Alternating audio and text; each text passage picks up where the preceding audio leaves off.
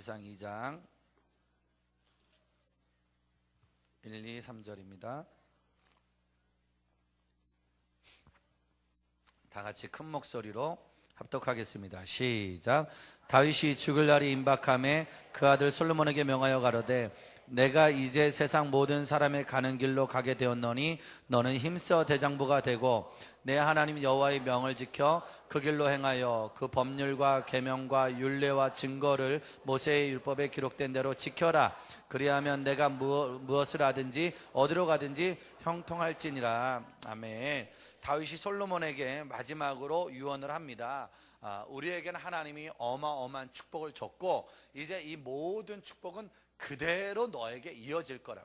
이제 모든 축복, 내가 받은 축복의 곱하기가 너에게 그대로 이어질 텐데, 다만 공식 중에 하나는 너는 힘써 대장부가 되라. 쪼잔하게 하지 말고 째째하게 하지 말고 힘써 대장부가 돼서 싸움에서 이기란 말이야. 힘써 대장부가 된다는 건 어떤 싸움이 와도 도망가지 않는 걸 말하는 거야. 어떤 싸움이 와도 숨지 않고, 대장부가 된다는 건 무조건 그 싸움에서 싸워서 이긴다는 대장부의 말이 있겠죠. 3절, 그러려면 그렇게 힘써 대장부가 돼서 싸워야 되는데 다른 싸움이 중요한 게 아니라, 적과의 싸움에서 중요한 게 아니라 제일 중요한 싸움이 있는데 여호와의 명을 지켜 그 길로 행하여 법률과 계명과 율례와 증거의 모세, 아무튼 지켜라. 그러니까 싸움은 싸움인데 가장 힘든 사람이 너와의 싸움에서 이겨야 되는. 왜냐? 우리는 배운 걸 지키는 게 어려우니까.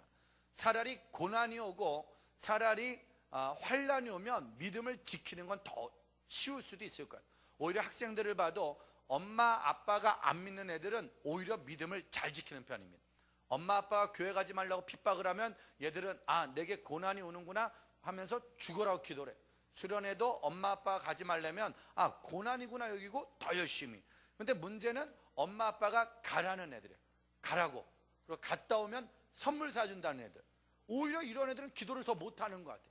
오히려 지금 중간고사가 곧 다가오는데 안 믿는 집 부모의 자녀들은 학원과 부모의 반대 때문에 어려움을 당하면 오히려 그것 때문에 더 믿음이 생겨서 엄마랑 싸우고 아빠랑 싸우고 학원과 싸우면서 믿음을 지키는데, 문제는 믿는 집 엄마 아빠들이 시험 기간엔 아이들을 학원을 보내면서 예배를 못 드리게 하는 거예요. 그럼 이 아이들은 싸울 대상이 김지사님이십니다. 애매한 거야. 김지사님하고 싸우자니 애매하고. 근데 엄마들이 주려는 말, 기도는 내가 할게, 넌 공부해. 아무튼 둘 중에 한 명만 기도하면 되는 건데 엄마가 기도를 엄청 많이 한단 말이야. 그러니까 이 아이들은 그게 엄마가 싸워주니까 나는 문제가 없는 줄 알고 예배 시간에 학원을 가는 거야. 그래서 자세히 보면 어느 교회를 가든지 믿음 좋은 애들은 대부분 엄마 아빠가 예수를 안 믿는 애들이 많습니다. 그리고 믿음이 나쁜 애들은 엄마 아빠가 오히려 교회 중직일 경우에도 믿음이 나쁠 경우가 정말로 많습니다. 그러다가 엄마 아빠가 예수를 믿는데 나중에 믿음이 좋아질 때는 언제냐? 엄마 아빠가 고난을 당할 때, 또 그 아이가 엄청난 고난이 왔을 때, 그때 그 고난을 통해서 다시 훈련을 받아 싸워서 이겨내는 걸 보는데, 인사하겠습니다. 맞기 전에 잘합시다. 맞고 나서 고난받고 믿음 좋아지게 자녀를 키우느니 아예 시작부터 때리고 시작하는 게 나을 수도 있는 거예요. 그러니까 우리는 여기 있는 애들이 계속 혼나잖아요. 학생이나 청년 어린이나 계속 혼나잖아요. 왜냐? 나중에 맞고 혼나지 말고 아예 시작할 때 혼나고 변치 말고 지켜서 반드시 형통의 주인공이 되야 될 줄 믿습니다. 중요한 건 말해줬을 때 그거를 듣는 귀는 아무에게나 주어지는 건 아닌 것 같습니다. 시간이 되고 때가 돼야 되는데, 오늘 다윗이 솔로몬에게 말합니다. 요거 지켜라. 요거만 지키면 너는 무엇을 하든지 형통이란 말. 왜냐? 이젠 솔로몬이 그 정도의 말씀을 들을 때가 된 거고 지킬 때가 된 거야. 그래서 그 형통의 복을 솔로몬이 받는데 4절 하나의 말씀을 더 알려줍니다. 4절 시작.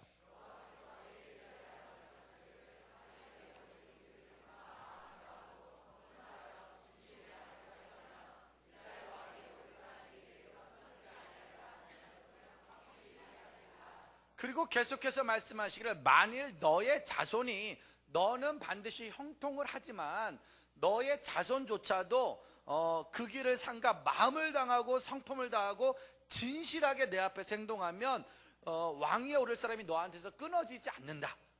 이젠 솔로몬아, 너는 무조건 형통의 복인데, 왜 이제 그걸 이해들을 만한 말씀. 이제 중요한 건 너의 또 다른 자손. 이제 이 가정과 이 민족 가운데 계속 이어질 자손이 축복의 형통이가 되고 축복의 곱하기가 돼야 되는데, 문제는 이 말씀을 알아듣게 말했음에도 불구하고 이 공식을 직접 적용하는 것은 쉬운 일이 아니라, 이것이 그대로 적용되어지지 않았기에 이스라엘은 이후에, 솔로몬 이후에 계속되는 고난의 어려움이 생기게 되는 것입니다. 나만 잘 되는 것에서 끝나는 것이 아니라 우리 다음, 우리가 지금 계속해서 배우는 후손이 잘 되고 후대가 잘 되고 여기는 아이들이 잘 되고 이 아이들의 아이들이 잘 되게 되기 위해선 반드시 배운 공식을 잊어버리지 말아야 될 줄 믿습니다. 이 공식은, 자, 신명기 보겠습니다. 신명기 3장 31장, 신명기 31장.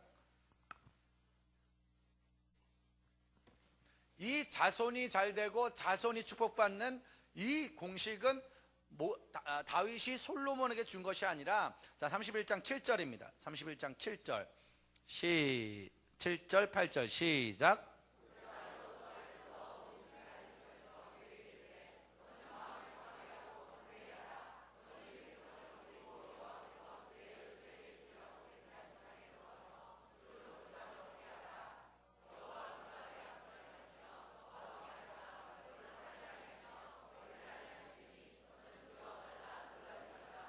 너는 두려워하지도 말고 놀라지도 마라. 너는 마음을 강하게 하고 마음을 담대히 해서 나를 따르면 너에게 주기로 한 모든 것은 난 너에게 그대로 주겠다. 하나님이 모세를 통해 말씀하셨고, 모세가 여호수아에게 다시 말씀을 전하며, 또 여호수아의 시작도 강하고 담대하라, 강하고 담대하라, 그러면서 계속해서 하나님의 은혜의 말씀을 주십니다. 여호수아 1장입니다. 여호수아 1장 6절 7절 우리가 다 알고 있는 거 한번 다시 한번 크게 읽겠습니다. 시작.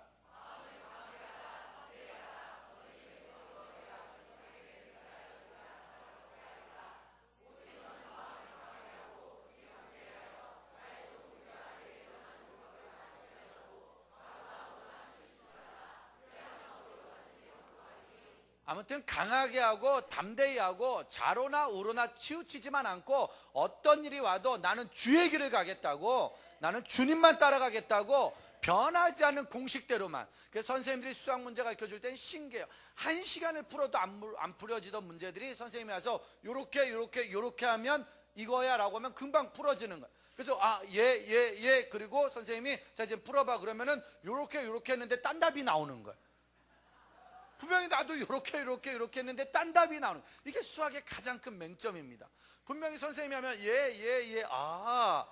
그게 되는데, 그 다음에 이제 네가 풀어봐 그런데 오 막 이렇게 이제 답이 분명히 나도 똑같이 했는데 이게 안 되는. 근데 이제 분명히 말씀하니까 좌로나 우로나 치우치지 마라. 그러니까는 그 가르쳐준 대로만 해라. 그래야 되는데 그게 안 되면 어떤 일이 생기냐. 신명기 31장 24절입니다.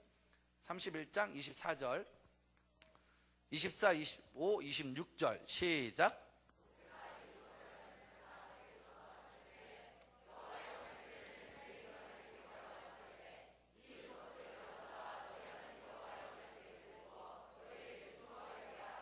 이 앞에 모세가 여호수아와 백성들에게 이제 이렇게 해라, 이러이러한 공식이 있다, 이렇게 하면 형통을 받고 너의 자손이 다 복을 받는다고 찐하게 설교를 다 했거든요. 그리고 그냥 설교만 한 게 아니라 말씀을 다 책에 써서 이 율법책을 언약궤 곁에 두어 너희에게 증거가 되게 하라. 그래서 끝까지 이 공식을 책으로 해설서로 남겨두는데, 27절 시작.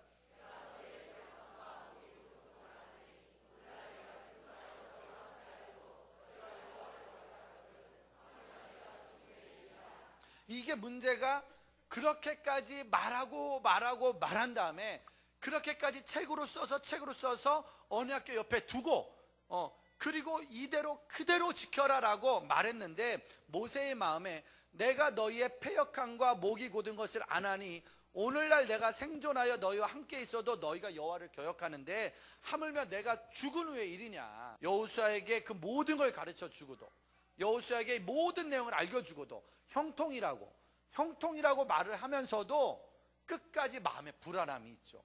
왜 불안하냐? 29절입니다. 29절 시작.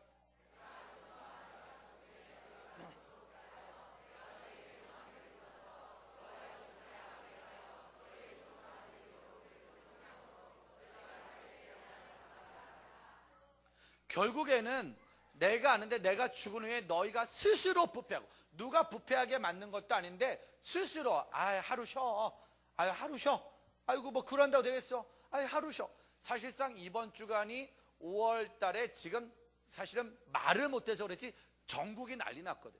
이번 주간에 얼마나 많은 교회 안에 부패한 모습들이 나오겠습니까? 연휴가 꼈기 때문에 이번 주간에 모든 비행기, 사실은 사고 때문에 말을 못하고 있지만, 그래서 큰 여행은 없지만 교회 안에 준비된 수많은 가정적인 여행들, 이거 절대 멈추어지지 않거든요. 스스로 부패하여져서 스스로 예배를 타협하고 스스로 하나님을 낮추는 일들을 너희가 스스로 만들어서, 너희가 너희에게 명한 길을 떠나서, 내가 너에게 준 십자가를 떠나서 하나님 앞에 악을 행하면 너희의 손으로 하는 그 일이 주님을 경노하게 만들어서 말세의 재앙을 보게 하리라. 그러니까 재앙은 좋을 때 소리 없이 차오르다. 왜? 형통을 줬을 거 아니에요. 반드시 복을 줬을 거 아니에요. 근데 그 형통을 받고 복을 받은 다음에 더 내 길을 가야 되는데 지도자가 없다고, 리더가 없다고, 무섭게 쳐다보는 모세가 없다고 너희가 어긋나면 결국은 아무리 형통을 받아도 결국에 가서 남는 거는 재앙이라. 사실은 문제는 지금 우리가 잘 되는 게 문제가 아니라 이 다음에 더 잘 되는 게 더 중요하거든요. 우리의 자녀들이 더 잘 되고 한국교회가 지금까지 잘 된 것보다 앞으로가 더 잘 돼야 되거든요. 근데 문제는 지금의 분위기는 자꾸 스스로 부패하여지고 있는 거예요. 스스로 자꾸 죄에 빠지고 있는 거예요. 우리는 어쩌면 모세 같은 지도자가 눈동자처럼 지켜보고 있기 때문에 조금만 잘못하면 그대로 지진으로, 그대로 연병으로, 그대로 땅이 잡아먹으니까 무서워서 지금 따라가고 있는 거예요. 우리의 할 일은 어서 빨리 공식을 외워서, 어서 빨리 영빨을 키워서 어찌 보면 하나님의 마음도 흡족하게 해드리고 리더의 마음도 평안하게 하면서 스스로 싸워 이겨낼 수 있는 믿음. 모세는 이 재앙을 알기 때문에 마지막까지 불안한, 형통이란 말을 하면서도 끝까지 그 재앙에 네가 빠지지 않길 바라. 그러나 이 말을 듣고도 지키지 않은 역대하 36장입니다. 역대하 36장 11절입니다. 이렇게 불안하게 모든 말을 했음에도 불구하고 이스라엘 백성들이 받을 수 있는 모든 형통을 누리다가 결국에는 계속 반복되어지는 하나님의 도우심 속에서도 마지막에 가서는 36장 11절, 12절, 13절, 14절까지 시작.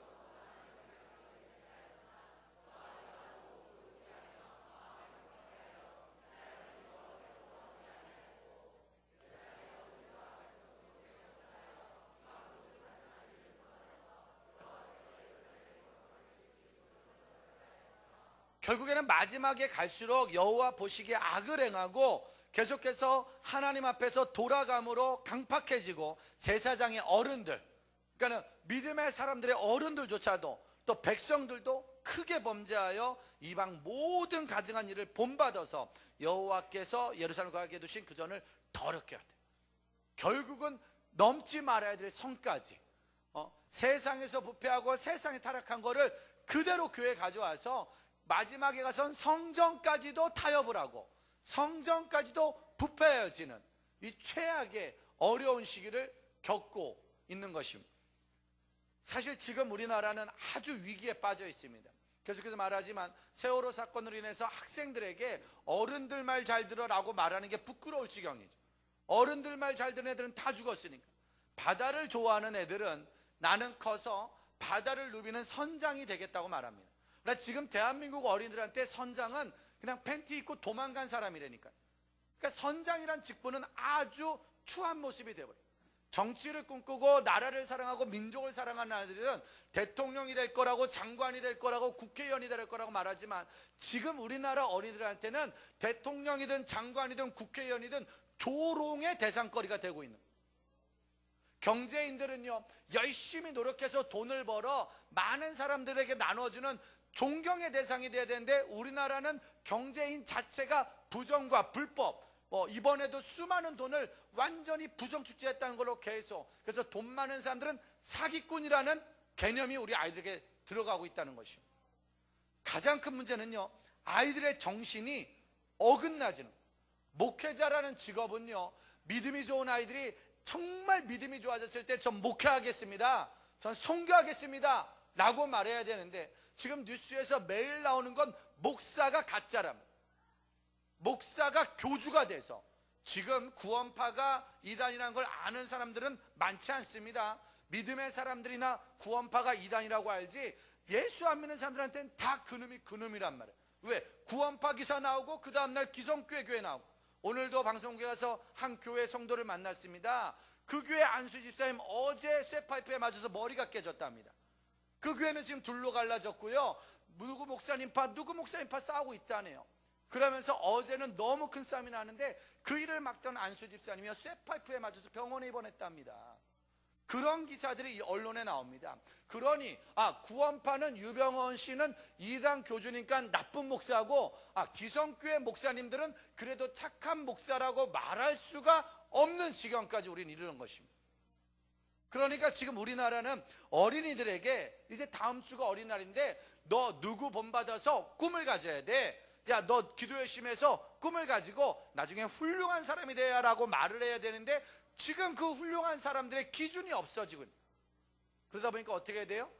불평하고 불만을 가지고 그 일을 그대로 퍼뜨리면 안 돼. 그 일을 그대로 만들면 안 돼. 지금은 나라를 흔들 때가 아니야.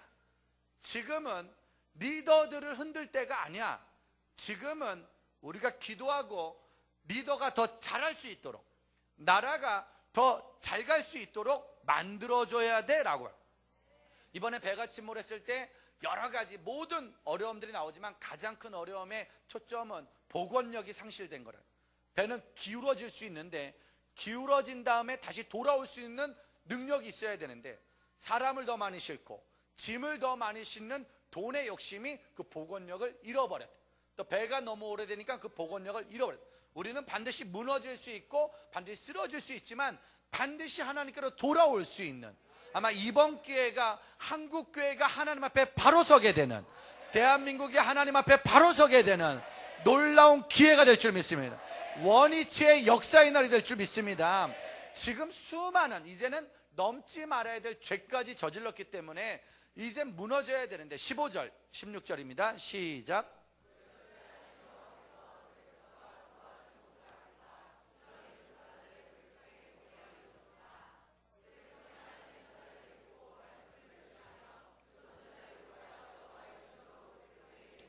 17절부터 19절까지입니다.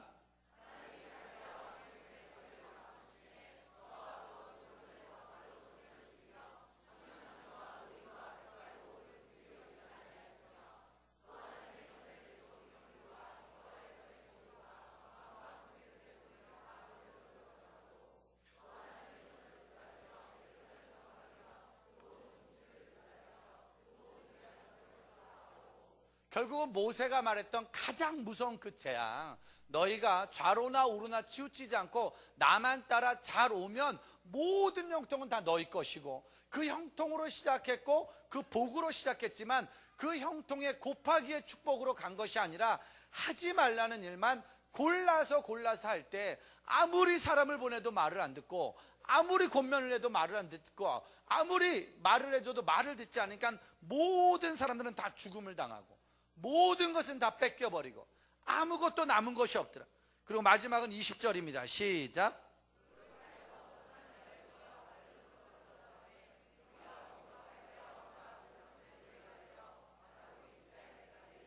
21절.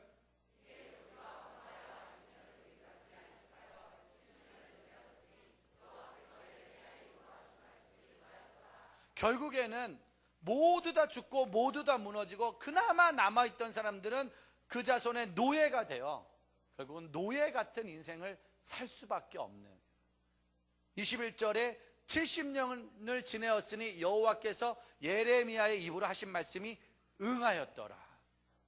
사실은 우리가 이곳에서 배운 믿음 중에 가장 큰 믿음은 정말 말씀을 두려워한다는, 수많은 사람들은 교회를 다니고 예배를 드리고 말씀을 전하지만 아멘을 하고 은혜를 받지만 그 말씀을 두려워하지 않는, 그래서 늘 우리가 예배를 드리면서 그대로 되리라는, 정말 그대로 됐기 때문에 축복의 곱하기가 될 수도 있지만 정말 그대로 됐기 때문에 재앙의 곱하기가 될 수 있다는 거예요. 나 때문에 내 가정이 무너지고 내 자녀들이 무너지고 내 인생이 비참한 죽음을 당할 수도 있는, 그래서 사실은 무서운 거예요.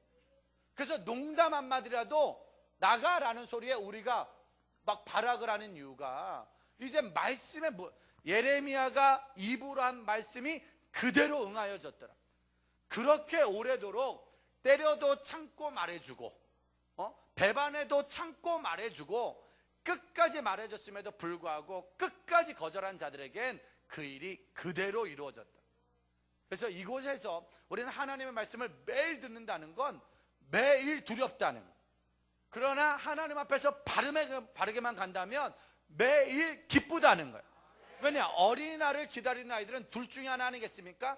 부모님 뜻대로 사는 애들은 반드시 어린이날에 부모님이 줄 선물이 있다는 것이고, 그러나 부모를 거역하고 도망간 아이들에게는 그 어린이날에 받을 것이 없다는 거죠. 왜냐? 어린이날이니까. 그럼 우리도 그날이 오면 하나님의 뜻대로 살았으면 형통의 곱하기를 받을 것인데, 그러나 그 뜻대로 살지 않으면 반드시 재앙의 곱하기입니다.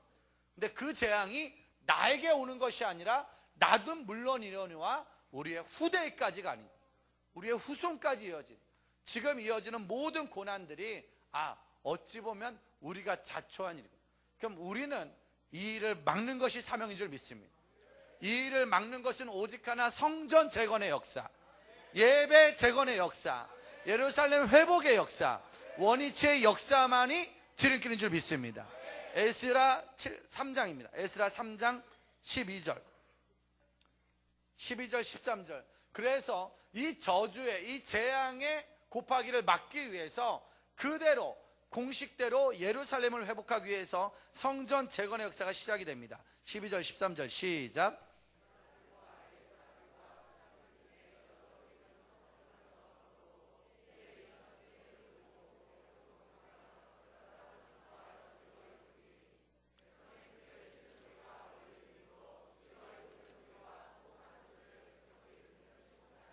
자, 성전 재건의 역사가 시작이 됩니다. 회복의 역사, 원위치의 역사가 시작이 될 때 성전이 바로 돼야 우리가 잘 되는 걸 아는 노인들은 울기 시작하고, 기뻐서 울고 슬퍼서 울고, 우리가 예배 드리면서 기뻐서도 울고 슬퍼서도 울고, 갑자기 모든 것들이 회복이 되어지는데, 왜? 공식이기 때문에. 성전이 재건되지 않으면, 예배가 재건되지 않으면 아무리 많은 돈이 들어와도 그 돈으로 인해서 재건의 역사는 끝까지 가지 않기에, 그걸 아는 어른들은 울면서 기뻐하고 춤추면서 기뻐하고, 그렇게 역사는 시작이 돼요. 6장 16절입니다. 6장 16절 시작.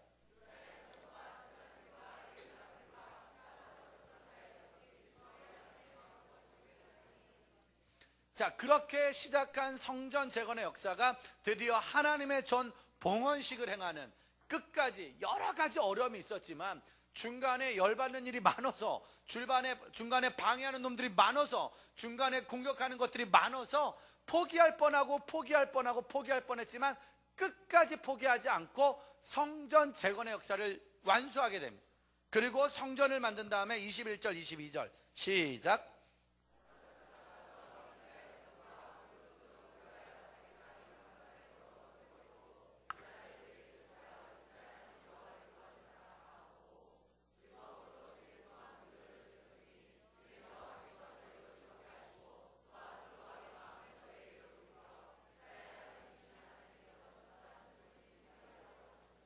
그렇게 성전이 재건되고 예배가 재건되고 예루살렘이 회복되니까 사로잡혔다가 남은 자들이, 그리고 하나님께 영광을 돌릴 자들이 모여서 다시 기뻐하며 예배를 드리고 하나님의 전 역사하는 손을 힘있게 하도록 새로운 축복의 곱하기의 시작이 되는 줄 믿습니다.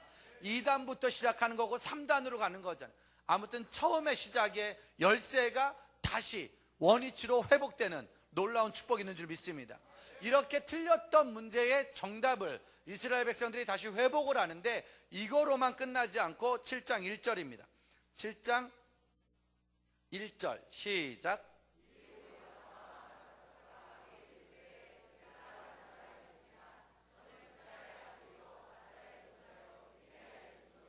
육 절 시작.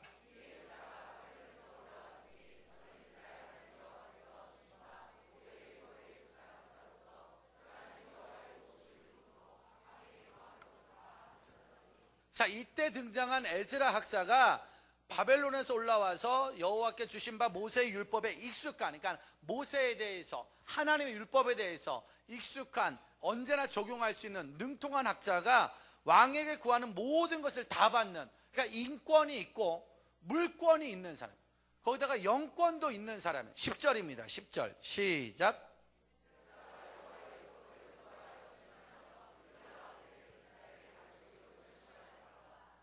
그는 여호와의 율법을 연구하고 준행하였다. 그러니까 연구하는 것도 대단한데 그걸 그대로 지켰다는. 사실 목사가, 저희들도 가장 많이 힘든 게 늘 하는 말 중에 그런 말을 가지만, 목사가 설교한 대로 살으면 진짜 예수 잘 믿을 거라고.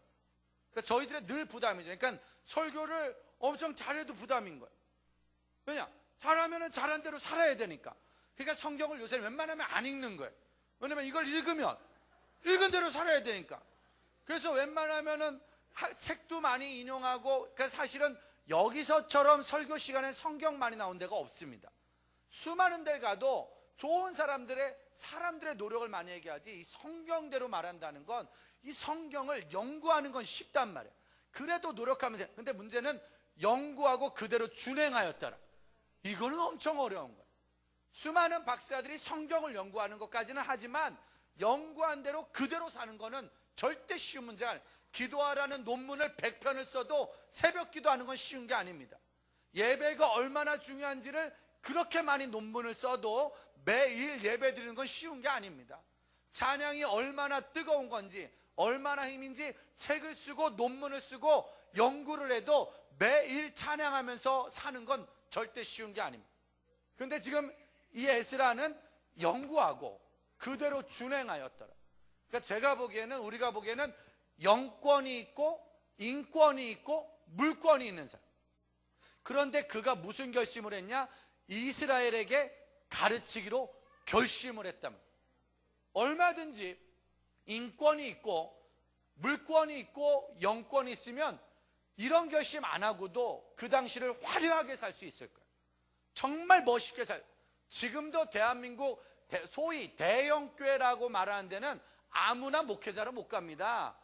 어느 정도의 학위가 있어야 되고, 어느 정도의 집안이 있어야 되고, 어느 정도의 실력이 있어야지만 거길 갈 수 있습니다.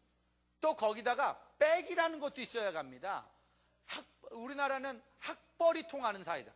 어느 학교 출신이냐가 정말 중요해요. 그리고 우리나라는 어디를 유학 갔다 왔느냐가 정말 중요합니다. 그리고 우리나라는 얼마나 어떤 걸 발표해서 어떤 박사학위, 이게 정말 교회 안에서도 중요합니다. 일반 직장만큼. 그런데 그 모든 걸 가진 사람들이 그 대형교회 후임으로 가서, 그 교회의 후임으로 가서 내가 공부했던 말씀, 내가 연구했던 말씀을 그대로 후대에게 가르치길 결심해야 되는데, 문제는 배우고 알던 거를 내 시대에 누린다는, 이게 상당히 어렵습니다. 그러니까 지금도 우리들은 계속 어쨌든 이 복음에서 중보를 받고 가기 때문에 잘 됩니다. 아니, 또 잘 될 것입니다. 계속 중보를 받으니까. 문제는 잘 되는 게 더 무섭다는 거예요. 잘 된 다음에 그걸 그대로 내가 다 가지고 넘어지면 나는 조금 잘 됐을지 모르지만 내 다음 때는 다 무너지게 되는 거예요. 지금 에스라를 통해서 우리가 배울 수 있는 건 다 있는데, 물권 있는데, 인권 있는데, 영권 있는데, 나에게 주신 모든 것을 가지고 그대로 다 후대에게 넘기기로 결심을 하였다. 우리는 오늘 무엇을 결심했을까? 내가 하는 사업을 통해서 자리를 잡아야지. 내가 이 일을 통해서 자리를 잡아야지. 물론 그것도 자리를 잡아야지. 돈도 벌어야 되고 인권도 얻어야 되고 영권도 받아야 돼. 그러나 그 정도에 머무르는 결심이 아니라 나에게 주신 모든 것을 내가 그대로 다음 세대에 넘기리라. 내가 그대로 한국교회에 넘기리라. 그러니까 이 자리에 있는 한 명이 어떤 아이가 될지 모르기 때문에 저는 그런 생각했습니다. 한국교회가 많이 무너지고 다음 se대가 많이 무너지고 있을 때 그래도 어디선가 성전 재건의 역사가 일어나고 예배 회복의 역사가 일어날 때 그때 에스라처럼 짜잔하고 등장할 사람이 하늘문의 후대들일 줄 믿습니다. 이 자리에 있는 어린이들일 줄 믿습니다. 이 자리에 있는 청년들일 줄 믿습니다. 이 자리에 있는 믿음의 다음 세대가 영권을 받고 영권을 받으면 반드시 물권이 따라올 테고 물권을 받으면 반드시 인권이 따라올 텐데 우리에게 주시는 영권과 물권과 인권을 가지고 내가 누리다가 잘 먹고 잘 산 인생으로 끝나는 것이 아니라 무너진 교회를 살리며 무너진 가정을 살리며 무너진 이 나라와 민족을 살리고 중국과 세계와 열방을 살리는 그 일에 우리의 다음 세대들이 에스라처럼 등장할 줄 믿습니다. 그래서 우리 애들이 지금 열심히 중국어를 배우고 있습니다. 엄청 열심히 할 줄 믿습니다. 짜이찐 뚜이비치를 외우고 이제 정말로 이 아이들이 배운 만큼 그러니까 우리들이 그러니까 우리 학생들도 좋은 대학을 위한 공부 또 좋은 성적을 얻기 위한 공부 이제 우리는 그 수준을 넘어서야 되는 거예요. 영어와 중국어에 몰입을 하는 이유는 열방을 품기 위해서 다음 세대를 품기 위해서 그때에 가서 나도 더 영권을 받을 걸 나도 더 물권을 받을 걸 나도 더 언어를 공부할 걸 그때 후회하면 이미 늦었다는 거예요.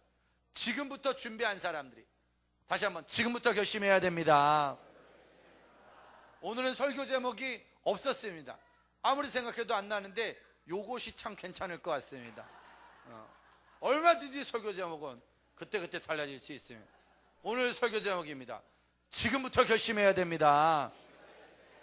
한 번 더 오늘부터 결심해야 됩니다.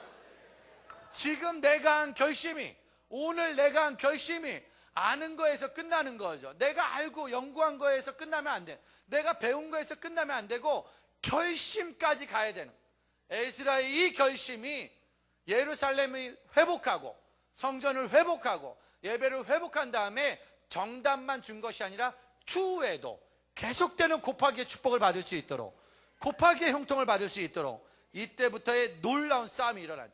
9장 1절입니다 9장 1절부터 4절까지입니다 그렇게 결심을 한 에스라가 돌아갑니다. 그리고 그 결심대로 살려고 마음을 먹습니다. 그런데 1절에 4절입니다 시작.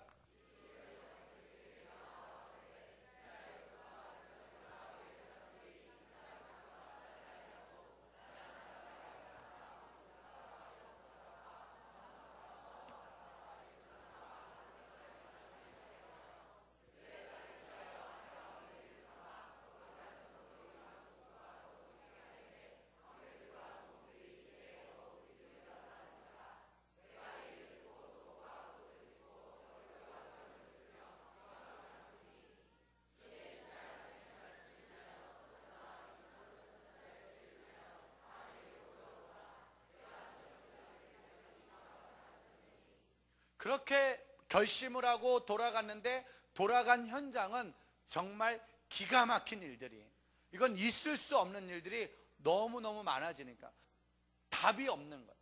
이 답이 결국은 에스라가 6절입니다 시작.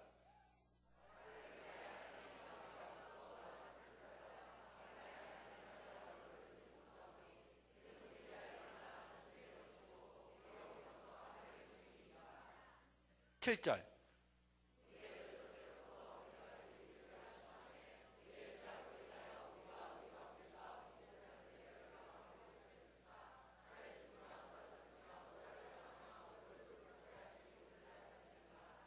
8절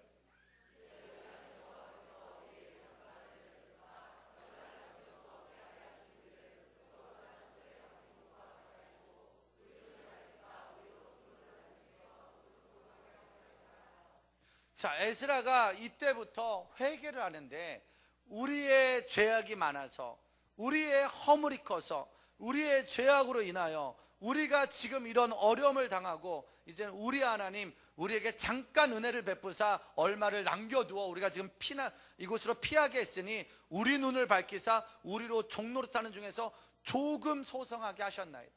계속되어지는 에스라의 회개 속에서 우리의 죄악. 근데 사실상 알고 보면 에스라는 이 죄악에 안 낄 수 있는 거거든요. 에스라만큼은 그래도 말씀대로 살았던 사람이고 말씀을 알고 그대로 준행하던 사람이니 어찌 보면 우리가 아닌 너희의 죄악, 이들의 죄악일 수 있는데, 우리가 이곳에서 계속해서 배우는 복음이 무엇입니까? 너가 아니고 나가 아니고 우리라고. 우리는 지금 함께라고. 한국교회의 모든 죄악은 우리의 죄악이라고. 우리 다음 세대 어려움은 우리의 어려움이라고.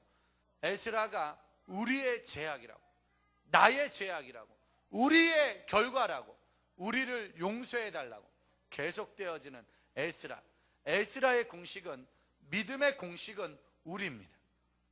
우리는 지금 오늘 결심을 해야 되는데 우리 나라의 모든 어려움을 우리가 같이 안고 가야 되고, 한국교회의 어려움을 우리가 같이 안고 가야 되고, 다음 세대의 어려움을 우리가 같이 안고 가면서 10장 1절입니다. 10장 1절 시작.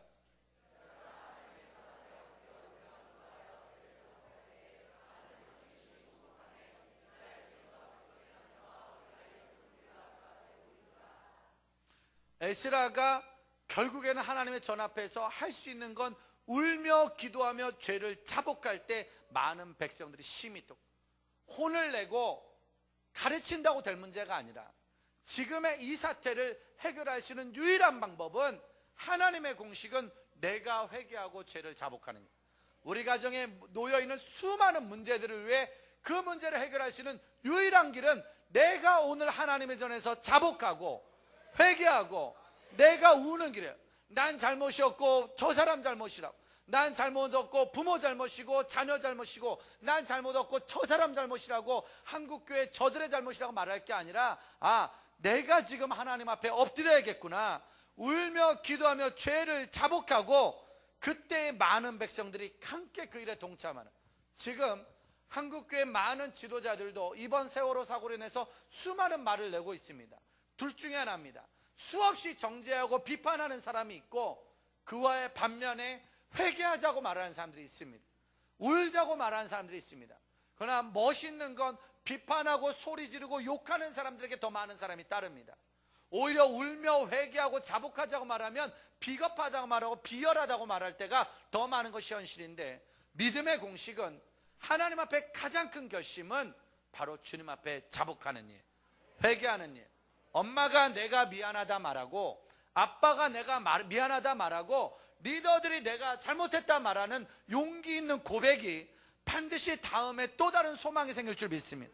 이렇게 회개하고 있을 때 2절입니다. 2절 3절 시작.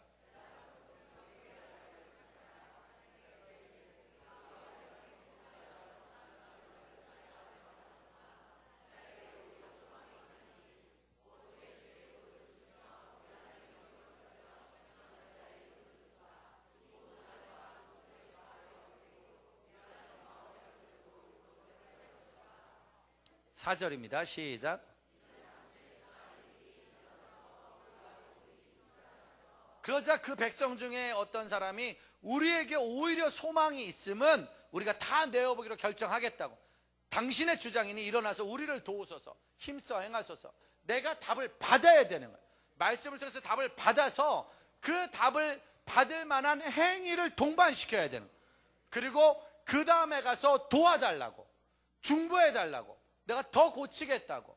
나는 아무것도 안 고치고, 나는 아무것도 안 변하고, 나는 아무것도 결정하지 않고 계속되어지는 복만을 구하고 곱하기의 복을 구한다면 정말 죽을 때까지 그 복은 임하지 않을 것입니다. 어떤 말도 나오지 않을 것입니다. 축복의 곱하기가 아니라 회개의 곱하기를 하면서 내가 더 회개하겠다고, 내가 더 깨어지겠다고, 내가 더 잘하겠다고, 날 좀 도와달라고, 그렇게 두 손 들 때 그 손을 잡아주는 거고, 그 손을 기도해 주는 거지. 그러니까 여기서는 죽을 때까지 축복 기도는 없을 것 같아요. 뭐 복 받아라, 돈 벌어라, 뭐 해라 말 안 해도 복 받을 사람은 무조건 복을 받는 거고, 물권이 열릴 사람은 물권이 열릴 거고 인권이 열리는 거예요. 근데 그거를 위한 기도가 아니라 우리가 회개하고 주님 앞에 돌아오기로 결심을 하면 그때 하나님이 도와주신 줄 믿습니다. 이들이 이렇게 결심을 하니까 10절 11절입니다 시작.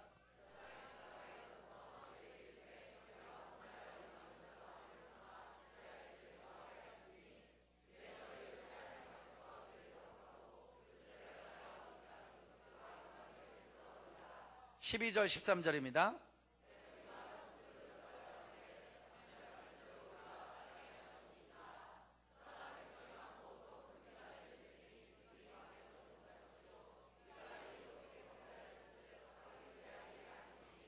자, 그러자 마지막으로 제사장 에스라가 일어나서 너희가 범죄하였다. 무엇이냐? 이방 여자로 아내를 삼아 이스라엘의 죄를 더했다. 하지 말라고 말한 것들. 지금 우리가 이 복음에서 배우면서 이방의 것들을 끌어들이지 말라고 배우고 있는데, 그럼에도 아직도 남겨둔 그 이방 여자들, 우리에게 이방 여자가 무엇이겠습니까? 아직도 해결되지 않는, 오늘도 저도 말씀을 좀 고민하면 나에게 남아있는 건 무엇일까? 아직도 남에게 남아있는 것은 무엇일까? 하나까지 철저하게 찾아나서 이제 너희 하나님 앞에서 죄를 자복하고 그 뜻대로 행하며 이 땅 족속들과 이방 여인을 끊어버려라. 그냥 내 자성, 이것까지는 어쩔 수 없고 이거는 어쩔 수 없고 이 사람은 어쩔 수 없다고 말하지 말고 마지막 남은 한 여인의 이방 여인이라도 끊어버려라. 그것이 회복의 역사다. 그러니까 우리의 오늘의 결심은 나에게 남아있는 아직도 그 세상 버릇들, 나에게 남아있는 아직도 그 이전 습관들, 나도 알고 하나님도 알고 마귀도 알고 있는 그 죄악들, 그거를 하나까지 다 끊어버려라. 우리가 마땅히 끊을 것이라고. 그런데 백성이 많고 큰 비가 내리고 여러 가지 환경이 많은데 너무 크게 범죄했으니까 하루 이틀에 될 일이 아니랍니다. 하루. 14절 다시 한번 크게 읽겠습니다. 시작.